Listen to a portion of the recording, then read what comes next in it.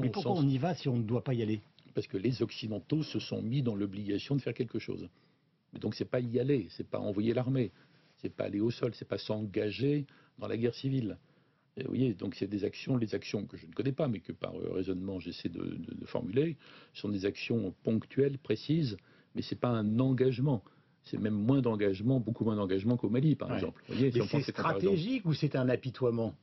Et je dis ça d'ailleurs, pardonnez-moi, mais je dis ça évidemment avec le plus grand respect pour les familles des gens qui ont été gazés. De toute façon, c'est atroce. C'est atroce, ces images d'enfants gazés ou d'enfants bombardés d'ailleurs. C'est absolument insupportable. Bon, évidemment, donc entre guillemets, on voudrait pouvoir intervenir, faire quelque chose, mais dans la réalité du monde, les Occidentaux, globalement, contrôlent de moins en moins. Ça fait des années, pour ne pas dire des décennies, que leur contrôle total, bon ou mauvais, a été réduit et que nous sommes dans un monde qui n'est plus clairement contrôlé ni par eux ni par la Chine, d'ailleurs, sur ce plan.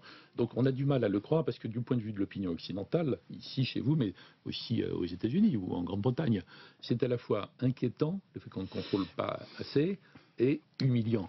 Parce qu'on pense qu'on décide tout.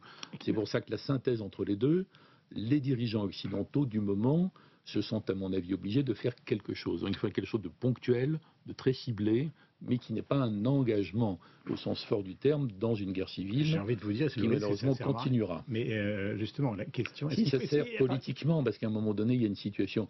C'est bien les pays occidentaux, c'est un mélange. Si on ne se débarrasse pas de Bachar al-Assad, la question restera. De toute façon, en suspens complètement. On s'en débarrasse. On ne sait jamais qui est on dans ces formules. Mais si Assad tombait, comme le montrent les minorités en Syrie, qui en l'additionnant forment une majorité d'ailleurs, toutes les minorités ont autant la trouille du régime, disons, sunnite extrémiste qui suivrait éventuellement avec une alliance avec l'Iran, en plus que du régime actuel, en dépit de l'atrocité de la répression.